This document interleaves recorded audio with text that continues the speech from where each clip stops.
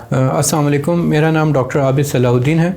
मैं children specialist हूँ Peshawar general hospital में। ये बात हमारे लिए काफ़ी काबिल तशवीश है कि एक फ़ील्ड जिसमें जो है वो हालात पहले से बदतर होते जा रहे हैं वो है इन्फेक्शियस डिजीज़ का मसला। इसमें एक बहुत बड़ा रोल हमारी एंटीबायोटिक्स यूज़ करें। मेरा यही मैसेज है हमें एज ए डॉक्टर्स के लिए और मरीज़ों को और हमारे क्योंकि मेरा ताल्लुक़ चिल्ड्रन की स्पेशलिटी से है तो उनके पेरेंट्स के लिए कि बराए मेहरबानी एंटीबायोटिक्स का इस्तेमाल बहुत सोच समझ के करें। We have to be very smart. इसमें सिर्फ ये नहीं होता कि कोई एंटीबायोटिक डॉक्टर्स की पुरानी प्रिस्क्रिप्शन से ले ली या किसी फार्मेसी जाके वहाँ से मेडिकल स्टोर से जो है उनकी हदायत के मुताबिक एंटीबायोटिक लेके स्टार्ट कर दी।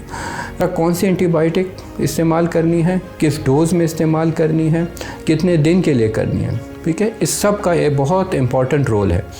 अगर हम ये इसमें गलत चॉइस यूज़ करें, गलत डोज़ या एंटीबायोटिक को जल्दी बंद कर दें तो नतीजे में जो जरासीम है वो रेजिस्टेंस पैदा करना शुरू कर देता है। अब इस पे बहुत रिसर्च वेस्ट में भी हुई है और इवन पाकिस्तान में भी देखा गया है कि ज़्यादातर बच्चों जिनको बुखार होता है वो वायरल होता है, वो बैक्टीरियल नहीं होता। और वायरल इन्फेक्शंस में एंटीबायोटिक का कोई रोल नहीं है। हमारे पास बहुत से मरीज़ आते हैं जिनके पेरेंट्स से यही गलती होती है। 2 दिन में बुखार ठीक हुआ, तीसरे दिन अक्सर मेडिसिन बंद कर दी जाती है या डोज़ पूरी नहीं की जाती या अक्सर देखा जाता है कि दवाई फ़ौरन बदल दी जाती है। कोशिश ये करें कि बीमारी या इन्फेक्शंस फैले ही ना। तो उसके लिए बचाव के लिए हम क्या कर सकते हैं? तो सबसे पहले जो इन्फेक्शन के अगेंस्ट जो मुदाफ़ियत पैदा होती है वो माँ की जो मुदाफ़ियत है वो पैदाइश के बाद बच्चों में आती है। तो सबसे पहले माँ का वैक्सीनेटेड होना बहुत ज़रूरी है।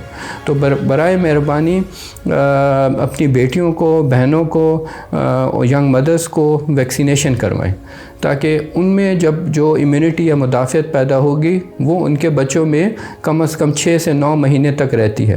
तो मेरा आप लोगों को यही पैगाम है कि सबसे पहले तो अपनी कोशिश करें कि बच्चे को इन्फेक्शंस को एक्सपोजर ही ना हो। दूसरा ये है कि उसमें इतनी अपनी इम्यूनिटी मुदाफ़ियत हो कि वो उसका ख़ुद मुकाबला कर सके।